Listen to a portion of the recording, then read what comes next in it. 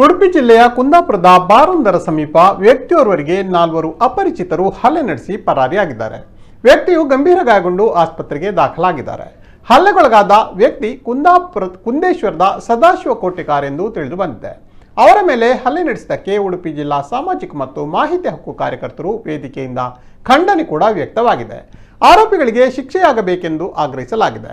ಕುಂದಾಪುರದ ಬಾರೊಂದರ ಬಳಿಯ ಓಣಿಯಲ್ಲಿ ಸಿಗರೆಟ್ ಸೇದುತ್ತಾ ನಿಂತಿರುವಾಗ ಸದಾಶಿವ ಕೋಟೆಗಾರ್ ಅವರಿಗೆ ಪರಿಚಯವಿಲ್ಲದ 4 ಜನ ಅಪರಿಚಿತರು ಇವರ ಬಳಿ ಬಂದು ಇಬ್ಬರು ಅವರನ್ನ ದೂಡಿದ್ದು ಸದಾಶಿವ ಕೋಟೆಗಾರ್ ಇವರು ನೆಲಕ್ಕೆ ಬಿದ್ದಾಗ ಆರೋಪಿತರ ಪೈಕಿ ಓರ್ವನು ಸದಾಶಿವ ಕೋಟೆಗಾರ್ ಇವರ ಬಲ ಮೊಣಕಾಲಿಗೆ ದೊಣ್ಣೆಯಿಂದ ಹೊಡೆದಿದ್ದು ಉಳಿದಿಬ್ಬರು ಕೈಯಲ್ಲಿದ್ದ ಕಬ್ಬಿಣದ ರಾಡ್ನಿಂದ ಮತ್ತು ತಲ್ವಾರ್ನಿಂದ ಹಲ್ಲೆ ನಡೆಸಿದ್ದಲ್ಲದೆ ಜೀವ ಬೆದರಿಕೆಯನ್ನ ಒಡ್ಡಿದ್ದಾರೆ.